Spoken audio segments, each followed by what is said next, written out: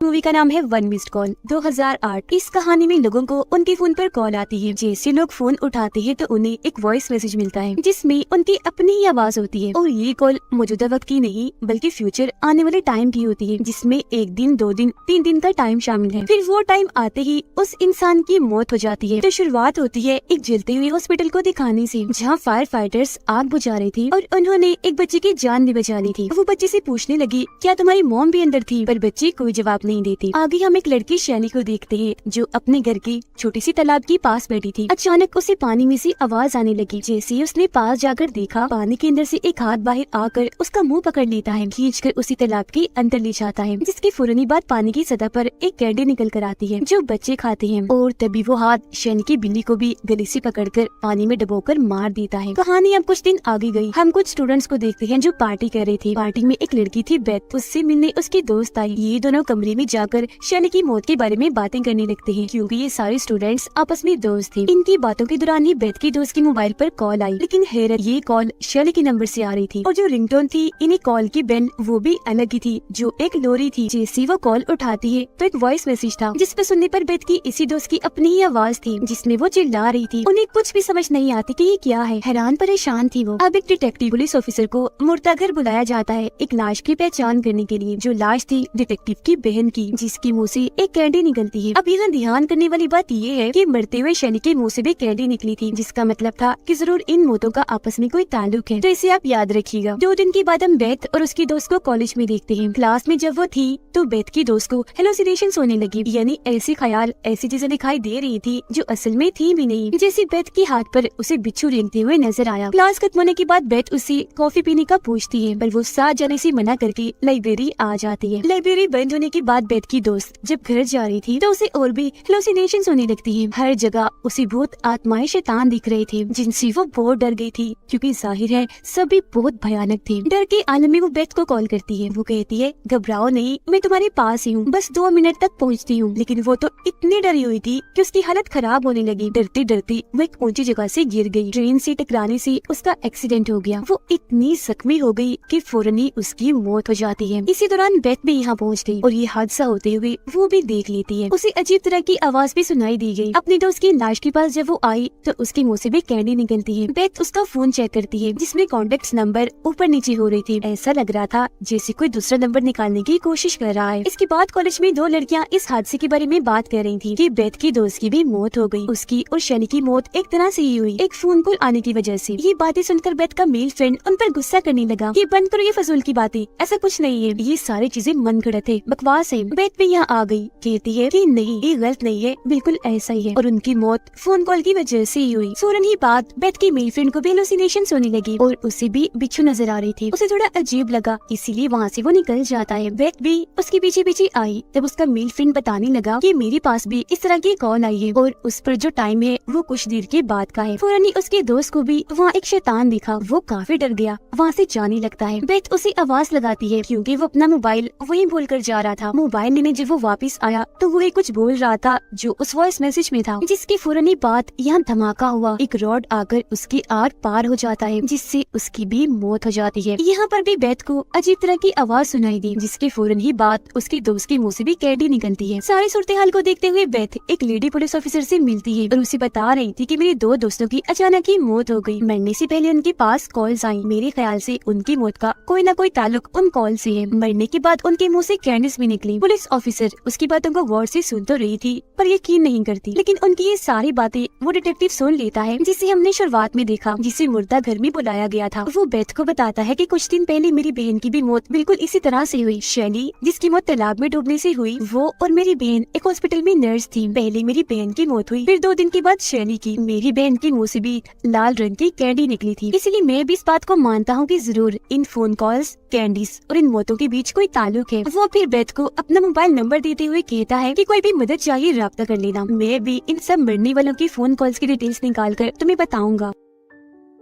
Beth जब घर आई तो देखती है कि उसकी रूममेट यानी जो इस घर में उसके साथ रह रही थी वो काफी डरी हुई थी। बेथ को बताती है कि हमारी मेल फ्रेंड के मोबाइल में मेरा नंबर भी था, हो ना हो अगली कॉल मुझे ही आएगी, लेकिन मैं मरना नहीं चाहती। तब उसे रिलैक्स करने के लिए बेथ अपने और उसके मोबाइल की बैटरीज ही निकाल देती है और बोलती है कि देखो मैंने बैटरीज निकाल दी, अब रिलैक्स हो जाओ, हमें कोई कॉल नहीं आएगी। लेकिन रात को जब ये दोनों लड़कियां सो रही थी तो रिंगटोन होती है और ये रिंगटोन भी लो रही थी जो बेथ की रूममेट के मोबाइल पर आ रही थी। हालांकि उसके मोबाइल में बैटरी नहीं थी लेकिन फिर भी उसे कॉल आ रही थी। ये कॉल 2 दिन के बाद के टाइम की थी जो देखकर रूममेट काफी डर गई क्योंकि जो वॉइस मैसेज था उसमें रूममेट के चिल्लाने की आवाज थी। रात तो ऐसी गुजर गई पर सुबह होते ही ये लड़कियां उसका मोबाइल ही तोड़ देती है। रूममेट से मिलने फिर एक आदमी आया जो एक लाइव टीवी शो का मालिक था। उसे पता चला कि अगली कॉल रूममेट के पास आई थी, इसीलिए वो अपने टीवी शो में उसको लाना चाहता था ताकि उसकी मरने के टाइम जो कुछ भी रूममेट के साथ हो रहा हो वो सब ये टीवी शो का मालिक लाइव दिखा सके। और रूममेट की जान भी जब वो बचा ली तो ये चीज भी हर कोई देख ले। लेकिन बेथ उसे ऐसा करने से मना कर देती है और रूममेट को लेकर वापस घर आ जाती है। रूममेट का कहना था कि हमें उस आदमी की बात मान लेनी चाहिए, क्या पता वो हमारी मदद ही कर दे, लेकिन फिर भी बेथ ने उसे मना कर दिया। अगली सुबह रूममेट वहाँ नहीं थी, वो जा चुकी थी। जाते हुए उसने बेथ के लिए एक नोट छोड़ा था कि मैं अपने मॉम डैड के पास जा रही हूँ। फिर डिटेक्टिव बेथ के पास आकर बताता है कि मैंने सारे फोन कॉल रिकॉर्ड्स निकाल लिए हैं, जिससे मुझे पता चला है कि हर मरने वाले को उससे पहले मरने वाले ने फोन किया था। जैसे मेरी बहन ने शैली को, शैली ने फिर तुम्हारी दोस्त को जिसकी मौत ट्रेन वाले हादसे से हुई, उसने फिर तुम्हारे मेल फ्रेंड को। हैरान करने वाली बात ये थी कि सारी ही कॉल्स उन लोगों के मरने की बात की गई थी उनके नंबर से। वो फिर बताता है कि मेरी बहन को कॉल एक औरत ने की थी जो मरीज थी और अब मैं उसके घर जा रहा हूँ सच्चाई का पता लगवाने, जिस पर बेथ भी उसके साथ चल देती है। उस औरत के घर पहुंचकर डिटेक्टिव छानबीन करने लगता है। उसे यहाँ एक छोटे से कैमरा से रिकॉर्ड की हुई वीडियो की सीडी मिलती है। ये कैमरा बच्चों पर नजर रखने के लिए होता है। वीडियो में इस मरीज औरत की 2 बेटियां थी जिनमें बड़ी बेटी का नाम एनी था। लेकिन ढूंढने के बाद भी डिटेक्टिव को यहाँ वो छोटा कैमरा नहीं मिलता जिससे वीडियो बनाई गई थी। उसे वहाँ एक इनहेलर मिलता है, यानी जो सांस की मरीज इस्तेमाल करते हैं। वो एक पंप की तरह का था जिसे जैसे डिटेक्टिव दबाता है उसमें से एक आवाज आई। जो आवाज सुनकर बेथ काफी डर जाती है। डिटेक्टिव को बताती है कि जब मेरी दोस्त और मेल फ्रेंड की मौत हुई तब वहाँ मैंने यही आवाज सुनी थी, लेकिन जहाँ से आवाज आ रही थी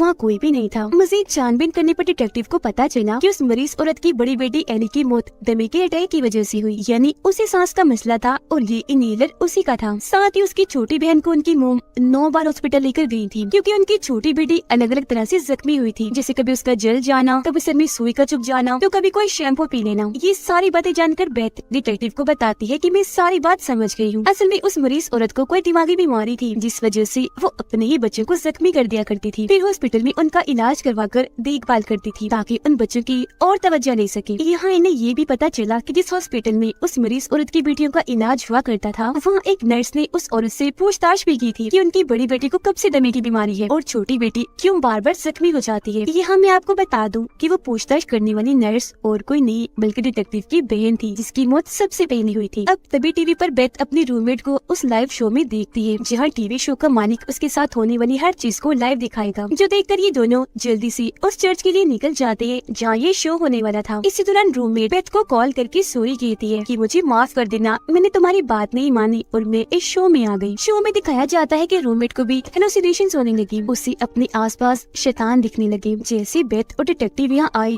लाइट्स अपने आप ही बंद हो जाती है, जिसके बाद कोई शैतानी ताकत आकर रूममेट पर हमला कर देती है, उसका सांस रोककर जान से मार डालती है। लाइट वापस आ गई। बेथ अपनी रूममेट को मरा हुआ देखती है, उसके मुंह से भी कैंडी निकलती है। तभी बेथ के पास अपने रूममेट की कॉल आती है जिसमें कल रात 7:55 का टाइम था। कॉल उठाने पर वॉइस मैसेज में बेथ की आवाज थी जिसमें वो चिल्ला रही थी, जिसका मतलब अगला मरने का नंबर बेथ का था। इसलिए डिटेक्टिव उसकी हिफाजत करने के लिए उसके साथ उसके घर पर ही रुकता है। अगली सुबह जब हुई तो दोनों ही काफी परेशान थे क्योंकि इनके पास बस शाम 7:55 तक का ही टाइम था बेथ को बचाने के लिए।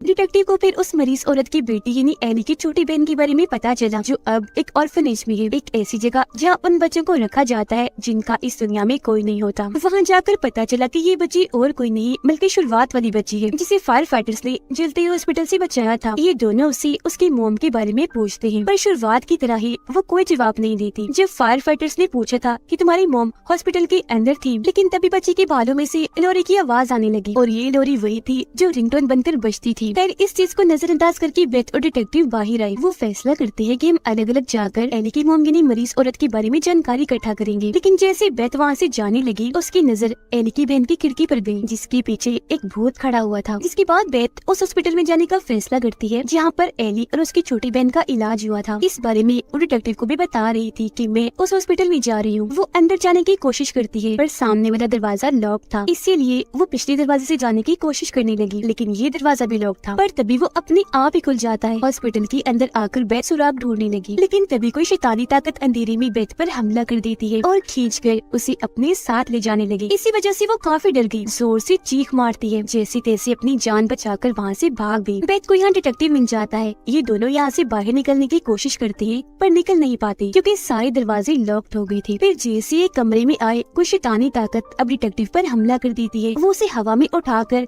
कमरे से बाहर फेंक के मारती है, जिससे डिटेक्टिव को इतनी चोट आई कि वो बेहोश हो गया। कमरे का दरवाजा भी लॉक्ड हो जाता है। बेथ को यहाँ वेंटिलेशन वाला छोटा सा रास्ता दिखता है, जिसके अंदर वो फौरन चली गई यहाँ से बाहर निकलने के लिए। जो वो उस रास्ते में थी तो उसके मोबाइल पर लगातार कॉल आ रही थी। फिर तभी बेथ को यहाँ एक जली हुई लाश दिखती है, जिसकी हालत बहुत खराब थी। उसके हाथ में एक मोबाइल था, जिसके जरिए ही बेथ के फोन पर कॉल जा रही थी। बेथ फौरन उससे फोन छीनकर तोड़ देती है। ऐसा होने से लाश में थोड़ी हलचल हुई। इसे देखकर बेथ वहाँ से भागने लगी। उसके पीछे पीछे लाश भी भागी। पास आती आती वो बेथ के ऊपर ही आ जाती है। वो काफी डर गई। लाश को कहती है, प्लीज डोंट हर्ट मी, यानी मुझे तकलीफ मत देना। बेथ बार बार यही लाइन दोहरा रही थी कि प्लीज डोंट हर्ट मी, जिससे फौरन लाश भी बेथ को कुछ नहीं करती, उल्टा ये कहती है फॉरगिव मी, यानी मुझे माफ कर दो। तभी इधर डिटेक्टिव भी आ गया। देखता है कि 7:55 हो गई है, पर बेथ की जान नहीं गई, वो बच गई। अगले ही पल बहुत सारे पुलिस ऑफिसर्स आ गए उनकी जान बचाने के लिए। बेथ डिटेक्टिव से कहती है कि मुझे यहाँ लाया गया इसलिए नहीं कि मार दिया जाए, बल्कि इसलिए कि मेरी जान बच जाए। उस जली हुई लाश ने ही मेरी जान बचाई। डिटेक्टिव ऑर्फनेज में जाता है एली की बहन से मिलने के लिए, पर वो सोई हुई थी। डिटेक्टिव को वहाँ बच्ची का भालू मिलता है और उसे पता चला कि वो छोटा कैमरा ही दरअसल ये भालू है। यानी है तो ये कैमरा, बस इसे भालू की शक्ल दी हुई है जो बच्चों पर नजर रखता है। उसमें से सीडी निकालकर डिटेक्टिव वीडियो देखने लगा और उसे पता चला कि इस बच्चे की मोम नहीं बल्कि उसकी बड़ी बहन एली ही उस पर जुल्म करती थी, उसे चोट पहुंचाती थी। हर दिन अलग अलग तरीके से वो अपनी बहन को जख्मी करती थी। ऐसा करने से उसे बहुत मजा आता था। लेकिन एक दिन उनकी मोम ने देख लिया कि एली अपनी छोटी बहन का हाथ काट रही है। एली की इस हरकत पर उसकी मोम को काफी गुस्सा आया। उन्होंने उसी कमरे में बंद कर दिया। छोटी बेटी को वो हॉस्पिटल ले गई। इसी दौरान एली को दमे का अटैक हुआ। वो अपनी मोम को कॉल करने लगी, पर इसी दौरान ही उसकी मौत हो गई। डिटेक्टिव के साथ ये वीडियो एली की छोटी बहन यानी वो बच्ची भी देख रही थी। वो बच्ची से पूछता है कि तुम्हारी बहन तुम पर जुल्म किया करती थी, इस बारे में तुमने अपनी मोम को क्यों नहीं बताया? बच्ची बोली, मुझे जख्मी करने के बाद मेरी बहन मुझे एक कैंडी दिया करती थी, इसीलिए मैंने ये बात मोम से छुपाई। उधर बेथ जब घर में अकेली थी तो उसके पास एली की आत्मा आती है, जिसे बेथ नहीं देख पाती। तभी यहाँ डिटेक्टिव आ गया। बेथ को सारी बात बता देता है जो उसने वीडियो में देखी और कहता है कि तुम सही कह रही थी, एली की आत्मा ही सबको मार रही है और उसकी मोम ने ही तुम्हारी जान बचाई जो वो जली हुई लाश थी। उनकी बातों के दौरान ही दरवाजे पर दस्तक हुई। डिटेक्टिव दरवाजे की छेद से देखने लगता है। हालांकि बेथ उसे ऐसा करने से मना भी करती है, पर वो नहीं मानता। अगले ही पल एक चाकू उस छेद से आकर डिटेक्टिव की आंख में घुस जाता है। उसका सर चीरते हुए दिमाग में घुस गया और तभी दरवाजा खोलकर एली की आत्मा अंदर आती है बेथ को मारने के लिए, जो अब पूरी तरह शैतान बन गई थी। लेकिन एक बार फिर एली की मोम यहाँ आकर बेथ की जान बचा लेती है। डिटेक्टिव की हालत इतनी खराब थी कि उसकी भी मौत हो जाती है। उसके मुंह से भी एक कैंडी बाहर आती है। उसके मोबाइल से फिर नंबर अपने आप ही डायल होने लगते हैं अगले शिकार के लिए। अब यहाँ मैं आपको इस मूवी का खुलासा कर देती हूँ, और वो ये कि एली ही शैतान थी। असल में बचपन से ही उसमें शैतानी हरकतें थी। जैसे अपनी बहन को जख्मी करने के बाद वो उसे कैंडी देती थी, लेकिन जब उसकी मौत हुई तो वो एक पूरी शैतान बन गई और फिर लोगों को मारने के बाद उन्हें कैंडी देती थी। इसीलिए हर किसी के मुंह से कैंडी निकलती थी। और जिस तरह से उसकी मौत हुई, अपनी मम को कॉल करते करते ऐसे ही वो लोगों को मारने के बाद उनके नंबर से अगले मरने वाले इंसान को कॉल कर दिया करती थी। और इसी के साथ ये कहानी इधर ही खत्म हो जाती है।